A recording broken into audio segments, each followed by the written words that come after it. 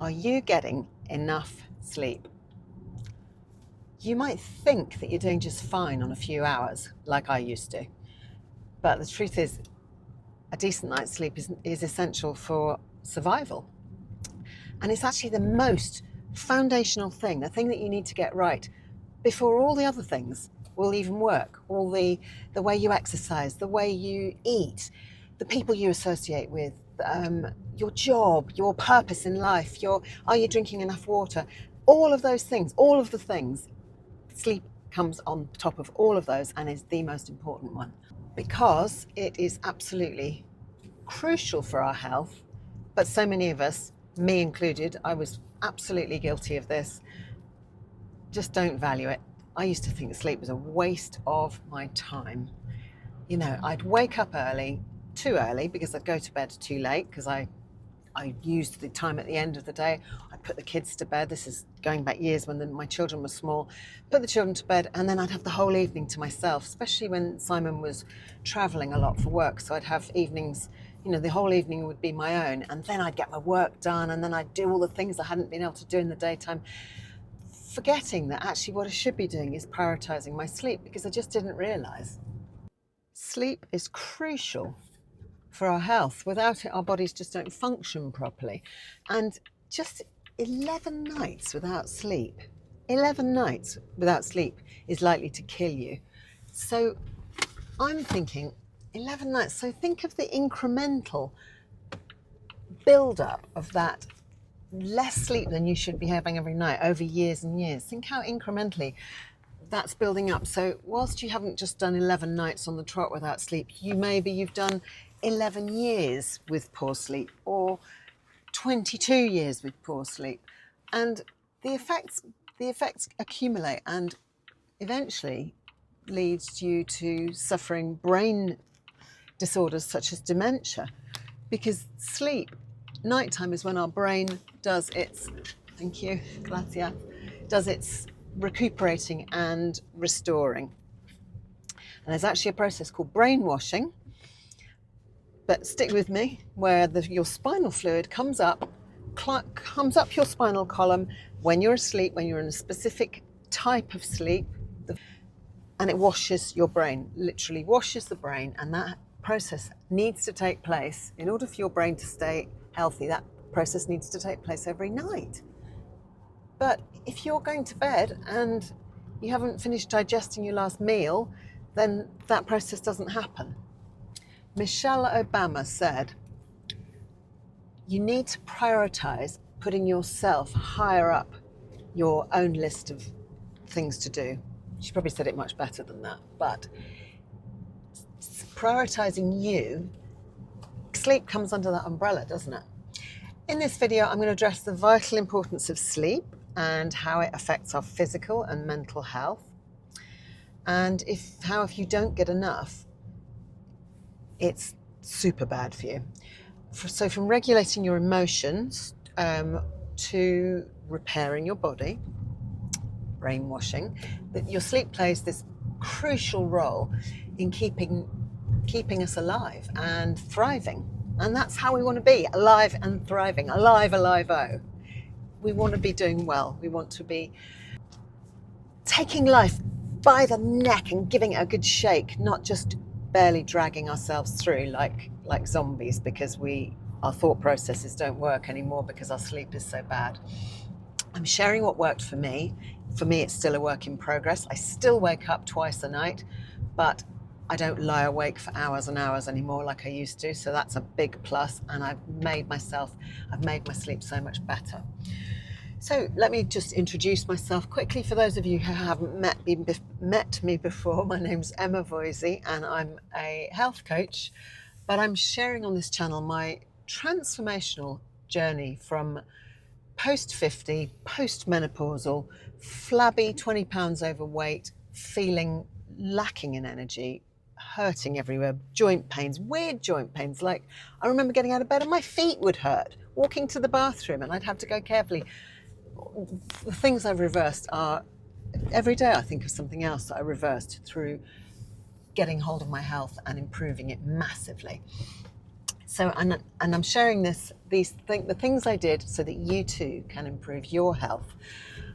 And as I'm planning to do, go on to live the rest of your life pain-free, medication-free, full of energy, grabbing life by the balls and really living it because you feel so good, rather than just getting by and dragging yourself through, which is what I see so many people doing. So if you want to stay healthy and focused and productive, you need to ensure you're getting the sleep that your body actually needs. They say between 6 to 8 hours. You probably know your own sweet spot. For me, it's about 7.5. Anything less than 7 and I'll wake up with a headache, which will stay with me all day. So don't compromise on your sleep, or you might just find yourself struggling, literally struggling to survive. Because poor sleep is not only going to hinder your progress towards being healthy, but it's going to subtract from your health by causing the accumulation of body fat. You know, not enough sleep leads to being overweight. Especially the visceral fat in the middle, the toxic stuff in the interior, which you can't see, which shrouds your organs and prevents them from working properly. So that old adage, I'll sleep when I'm dead, it's terrible advice. Don't ever advocate for less sleep because there's better things to do, like I used to. I'm driving to Spain from Andorra because my horse Candy lives in Spain, which sounds like a great big trip, but it's just over the border. It's not very far at all. So I read Dr. Matt Walker's book, Why We Sleep, about 7 years ago. And I realised that my own sleep was pretty awful, pretty poor. And I was up too early, bed too late. I thought it was a waste of time, and I just didn't prioritise it at all. This is younger me. Older, more sensible me has spent probably, since I read that book, maybe 7 years ago. It was a New York Times bestseller. It's really good, really worth a read. I've been trying to improve my sleep. And on a side note, I am growing a community of people, like-minded people who care deeply about their health and do believe, as I do, that it is possible to change the trajectory of your health. Whatever age you're at, you can improve things. All right, Mr. Shouty. And because with the aim of growing old, naturally, pain-free, medication-free, embracing life, really, really enjoying it, rather than just getting by and scraping by and getting through, which isn't any way for anybody to live. So if you haven't already, please remember to like and subscribe and drop me a comment and let me know your top tip for good sleep. We've all got one, so what's yours? What's the thing you do when you wake up in the middle of the night and you can't get back to sleep? How do you fix that? What do you do? So as I said, I've been working on this myself, and I've come up with some practical steps which you can adopt to improve your own sleep. These aren't all my ideas. These are things that I've gathered from many different sources. As I said, I've spent the last few years working on my sleep hygiene, as it's called. And now you can use my strategies and fix your own Zeds in much less time than I did. So the number one thing for me is sleeping pills. Avoid sleeping pills. If you use sleeping pills to get yourself to sleep, then as an absolute priority, please wean yourself off them, because you may get longer sleep duration, but it's not quality sleep. It's like putting yourself into a coma. And a comatose sleep, just like sleep which has been brought on by drinking alcohol, it's not proper restful sleep. It's not restorative like the good stuff is. So sleeping pills may improve your duration of sleep. They may keep you asleep, but studies show, get this, studies show they can raise your mortality by up to 400%. 400% higher chance of dying because you use sleeping pills. There are natural interventions to use instead. And the same with the alcohol. I've started, I still have a drink. I try to keep it down to just once or twice a week. I do love a glass of sparkling cava, which is like Spanish Prosecco. But if you have a drink at lunchtime, you've got the whole day to process that alcohol, process the alcohol before you go to sleep, so it's less likely to disrupt your sleep, because alcohol, like sleeping pills, will put you into a deep slumber, deep coma, not restorative. Then I find I wake up halfway through the night and then I can't get back to sleep. So try having your drinks at lunchtime if that's a possibility for you, or try just like many people are doing, is just stop the alcohol altogether. But I'm not quite ready for that step yet. I've stopped the sugar, the alcohol's still there, still those couple of drinks a week, but I feel like I'm doing a lot better than I used to. Because let's face it, there's nothing good about alcohol, despite the marketing telling us the red wine's full of polyphenols and blah blah.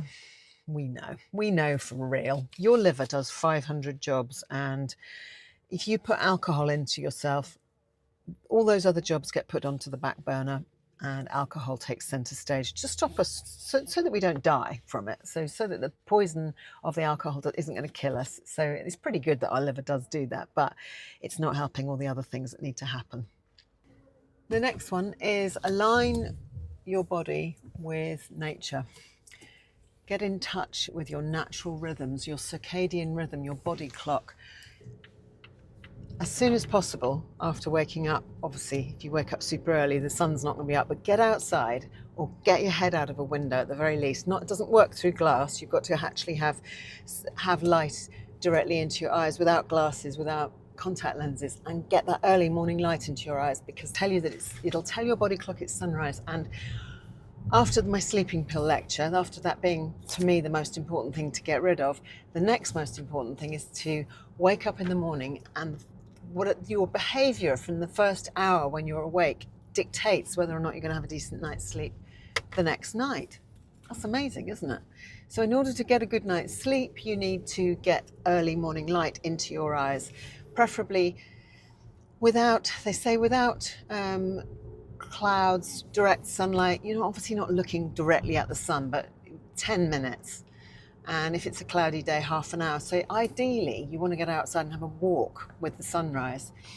Sunrise is quite late for me here in Andorra, because we live up high in the mountains. You have to wait for the sun to get over the mountain.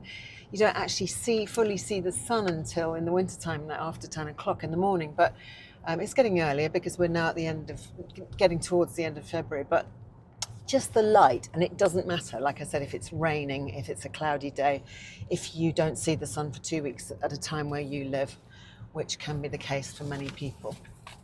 Get the light in your eyes. And by the same token, evening light.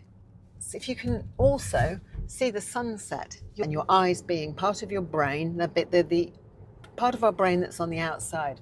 And so you need to tell your brain it's morning, it's daylight, I'm up, I'm ready to go, this is the new day, in order to have a decent night's sleep at the other end of the day. Sunset routine. Once the sun's set, you really want the levels to be dropping. So try to dim the lights at home. Think about using candles. Beeswax candles actually purify the air. Chemical scented candles don't. Those chemical scents are not good for us. So if you can transition from using those nasty, cheap, highly scented candles to using beeswax candles, you will be doing your health a big favor. I'll do more about that in another video, and I know I'm always banging on about it, but once I discovered how toxic those candles were, I just had to get rid of all of them. But lower the lights at night time. Get your body ready for sleep by gradually. When I started doing this, a few months ago, I started dimming the lights, and the apartment's like a cave in the evenings. And Simon was like, "What? Come on! I'm not." He kept switching lamps on. I kept switching them off. He wasn't happy, but he's got used to it now, and he's really appreciates it is actually making his sleep better as well by dimming the lights in the evenings. Right, I'm just crossing the border.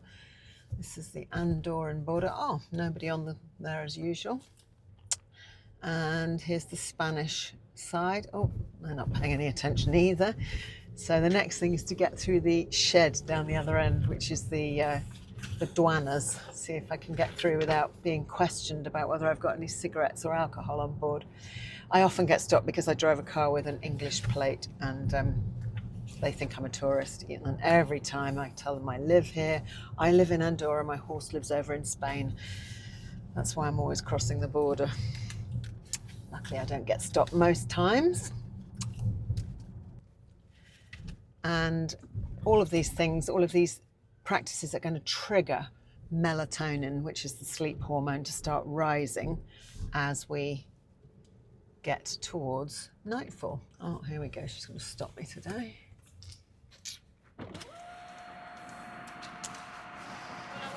Buenas, buen día. Un poco. ¿Qué está grabando? ¿Está grabando con el móvil? Right, so that discussion with the, after that discussion with the officer, we're on our way again. She was telling me that I wasn't allowed to record here in that shed. Okay, so on to the next point. Eliminate blue light. Blue light comes from screens and telephones. Mobile phones emit blue light. Our LED lights emit blue light, and this blue light excites our brains and overstimulates us, and is the opposite thing that you need to be happening when you're trying to calm yourself down and get towards sleep, raise your melatonin, sleep hormone levels. So you need to reduce this stimulation and support your melatonin production, and you can do that by wearing blue light blocking glasses. If you don't just want to turn everything off and not ever watch the TV and just read a book and live by candlelight, if that's not feasible, which it obviously isn't for many people, get yourself some really good quality blue light blocking glasses. You've probably seen the ones with either they're tinted yellow or they're tinted orange or even red. The tints change depending on which time of the day you're using them. I use yellow tinted with my reading glasses prescription for when I'm working on my computer, and I found that I was doing a lot of close computer work and it was giving me headaches. This is in the daytime, and when I started wearing those yellow glasses, the headache stopped like immediately. So I know for sure that they are blocking that blue light emission from my computer screen and making things a lot healthier in that direction. So I've left a link below to blockbluelight.co.uk, which is where I buy my blue light blocking glasses from. I do have an affiliate link with them, so if you buy through my link, I earn a bit of commission. But they are an excellent product, because what you don't want to be doing is just buying coloured yellow glasses off Amazon. You can buy them for £10. They're not doing anything. Make sure you get the proper lenses with the proper technology in them to protect you from the effects of blue light, which is all around us. It's a pollution. It's a pollution in our body. Next one, establish a consistent bedtime routine. Just like we used to do, or you may still do if you've got small children, you have a routine. You give them their tea, they have a bath. We'd always read ours a story before bed, and all of those things lead you up to this lovely this lovely pattern that happens the same way every night before you drop off to sleep. Well, we can re-establish our own bedtime routines to prepare our bodies, to condition our bodies to be ready for sleep at the right time. Can you stop squeaking, Mikey? Mikey's getting excited because we're on the last bit now, down towards the farm where the horse lives. And timing, try to have a set bedtime and wake up time. I've been working on mine, like I said, for quite a while. I want to be asleep by 10 and wake up by 6 most of the time. Obviously, if you go out one night, it's going to be later. Once in a while, deviating is not going to kill you, but people seem to think that they can go to bed later at the weekends, wake up later, and it makes no difference. It actually does make a difference. You can't stockpile sleep. Like, you have to have a consistent routine. So I start thinking about bed. We start thinking about bed, Simon and I, by about 9. Otherwise, if you think, I'll just watch another episode of my favourite, whatever I'm watching on Netflix, or if you think you're just going to have that extra time and you won't go to bed till 10, then I know I won't be asleep before 10:30 or 11, and that gets too late for me, because then I wake up early and then I can't go back to sleep at 5 or 6 in the morning, so I'm short of sleep. So I try to be asleep before 10. And then when I wake up around 6, that's allowing for the couple of times I've woken up for a pee, that's a good sleep routine for me. Next point, try to optimize your sleep environment. Darkness is really important. Sleep in a pitch dark room.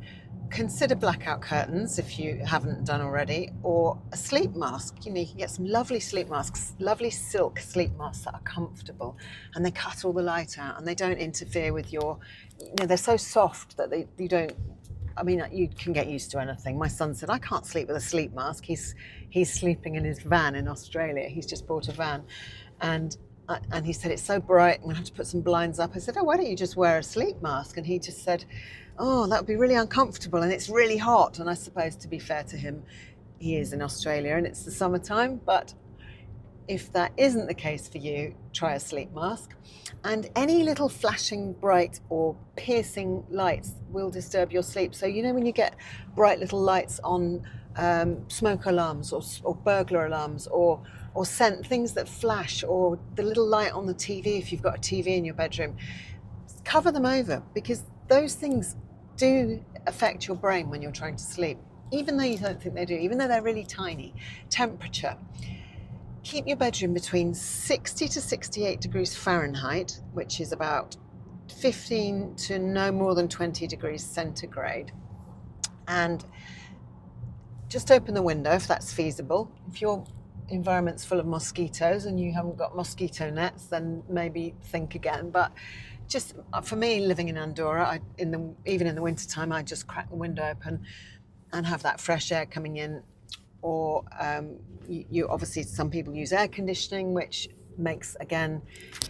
takes some getting used to, but once you're used to it, you just don't notice it, and sometimes it's impossible to sleep without it. So whatever you need to do to get the room temperature down, because cooler temperatures are conducive to sleeping, hot temperatures are not.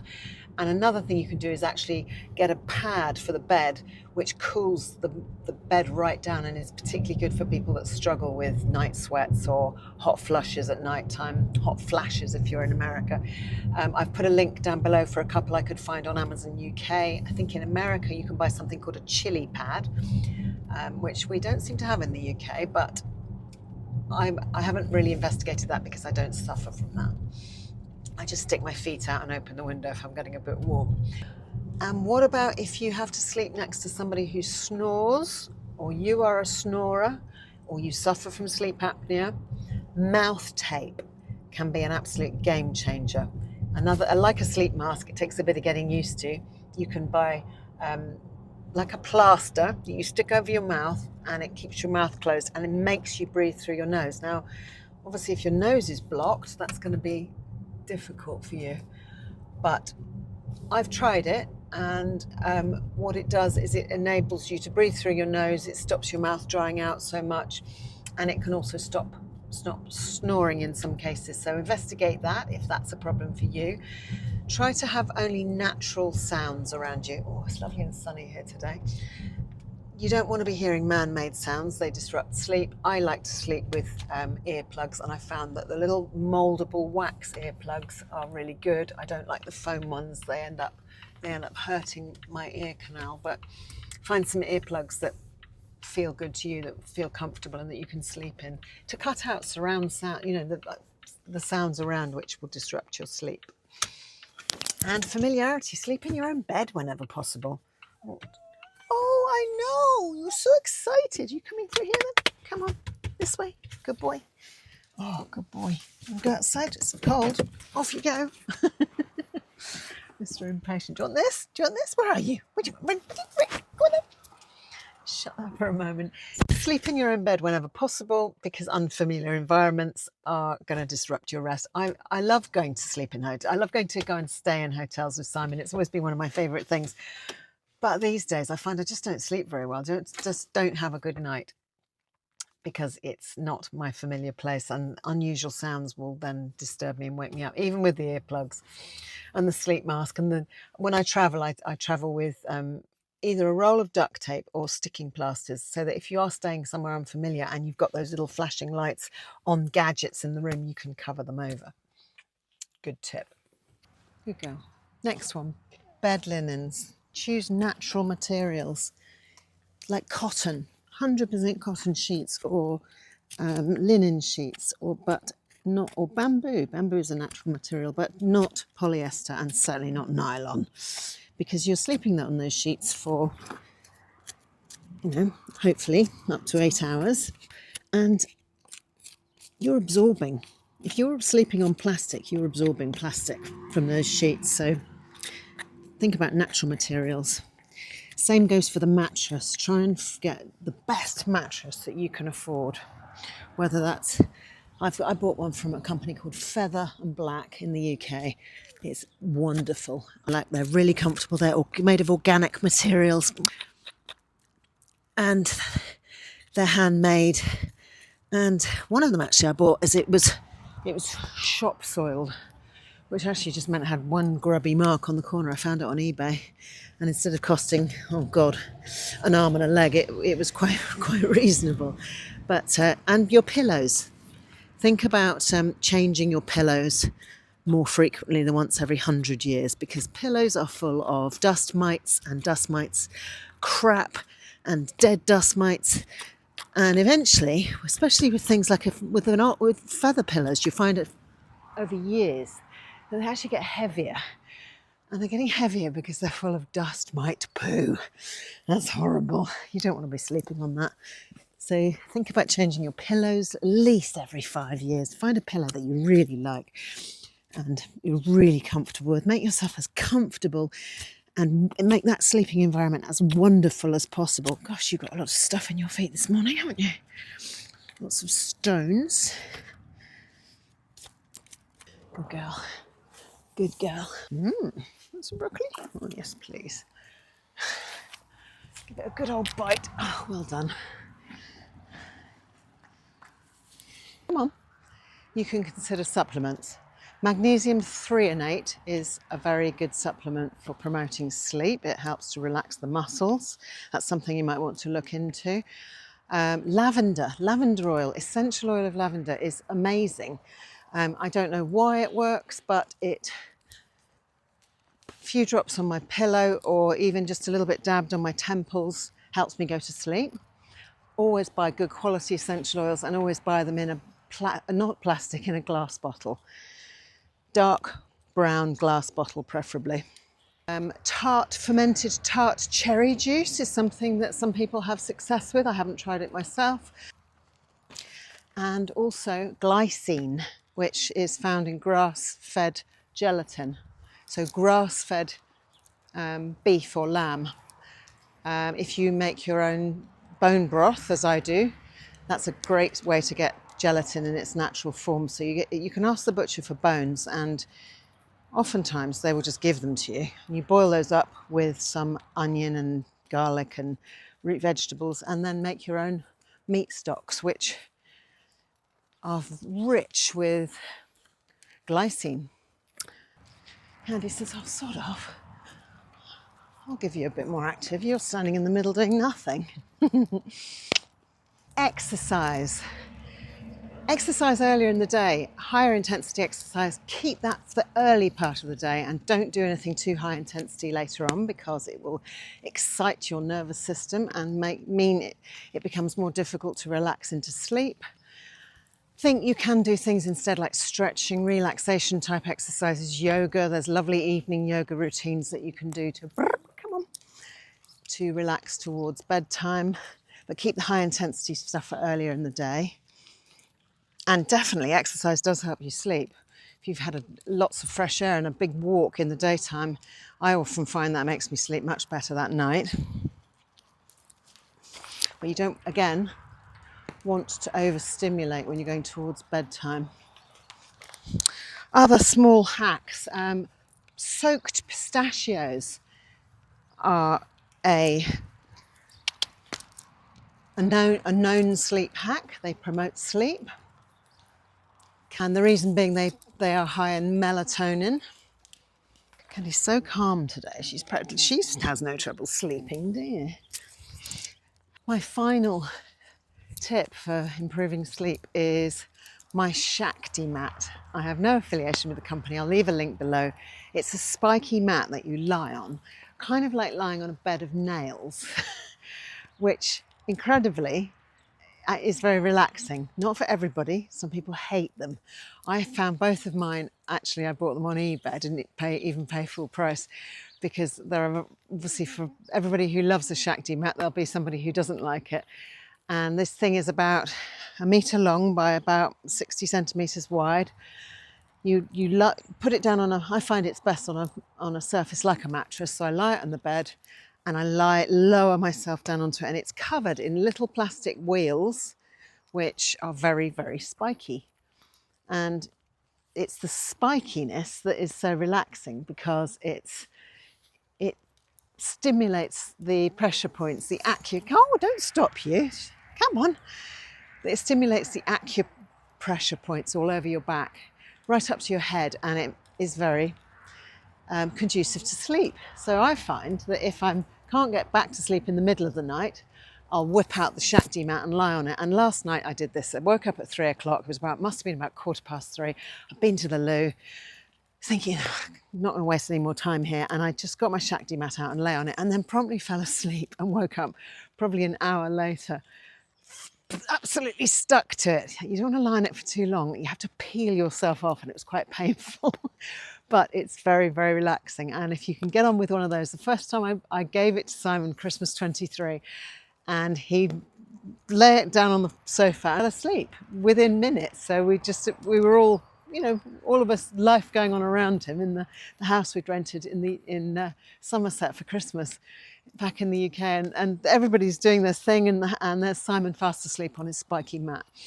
And some people can't even bring themselves to lie down on it, so it's really spiky. So that might be something you might like to try. And also sometimes if I can't get back to sleep, should we trot on? Come on, trot on. If you can find some deep breathing techniques that work for you, there's loads of channels that you can watch to teach yourself how to breathe for relaxation. Also a really great way to get back to sleep, or to do before you go to sleep in the first place. Really quietens down the nervous system, and again, it's just routine. It's just about getting a routine that enables us to sleep better. Come on, and give me a canter. Canter, come on, good girl. Well done, good girl. And he says, listen, my heart's not really in this. I'm bored, and you keep making me do stuff I'm bored of doing. And canter, good girl. And walk, walk, and canter, good girl. And walk. Oh, should we try one in the other direction? Change direzione. Good girl. Walk on. Come on. This way. No, that way. No, that way. Canta. Good girl. And walk. Whoop. Oh, that was a quick one. That was quick. Good. And walk. Walk. And yes, good girl. Good girl. For you. Well done. You're beautiful and clever. Yes, you are. You're beautiful and clever. Well done. Well done. Well done. Beautiful and clever girl. Oh, she's so beautiful and clever, aren't you? Hey? Oh, you're so clever. Good girl. Good girl. Oh, you're soft as soft, aren't you? You're soft as soft. My soft girl. Losing her winter coat. Look at that. We haven't even got to the end of February yet. Your coat's coming out in handfuls, isn't it? Hey? Hey, gorgeous girl. Oh, she said, I'm so gorgeous. Give me more treats. Give me more treats just for being gorgeous. Good girl. Go back. Go back. Well done. I haven't got any more treats. Should we go backwards? Together?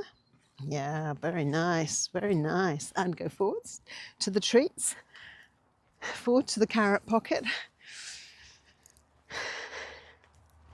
Stay there. Don't come too close. I don't want my tripod scat all over the floor. Okay, we'll do it again. Look at this big carrot. Oh, This is worth it. This is worth some real effort. We're going to go backwards and over here. Come here. Come here. Good girl. No, no, don't do that. You baggage. Walk forward, son. This way. Oh, I missed you too. Hello. Hello. Oh, Mikey. Oh, I missed you too. Oh, Mikey. Oh, no, I'm going to be all covered in sand. Thanks, Mikes. Oh, good boy. Good boy. What are you doing, Candy? You're going to get all tangled up in that and then...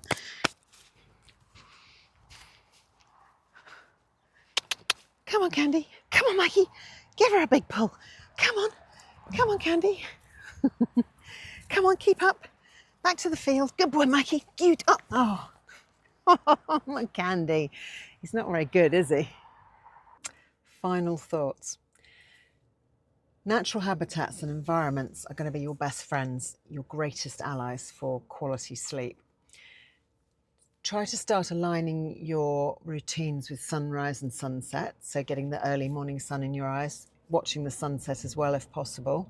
Try to get at least half an hour of that sunrise light in your naked eyes, your eyes being the front of your brain. And avoid artificial stimulation in the evenings. And prioritise those practices that calm your mind and body instead.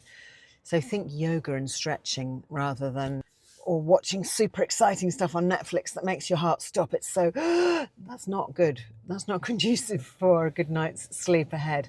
And having consistent sleep time, so having that sleep routine like we did when we were children, means that it just gets better and better. The quality of your sleep gets better and better over time, because lack of sleep is going to lead to weight gain and poor concentration and eventually to dementia. Sleep is the foundation of our health. Make it your priority. And share, let me know. Tell us in the comments what your top tips are for great sleep, things that you've discovered that work for you that might work for somebody else. Thanks again for watching. I hope that this has been useful, and I hope that I will see you on my next video. And like I said earlier, please like and subscribe and join in my community of like-minded people, all looking for natural and healthy ways to promote a long life, free of pain, free of illness, free of medications and diseases, so that we can live top quality, high quality life right through into our old age. Bye for now.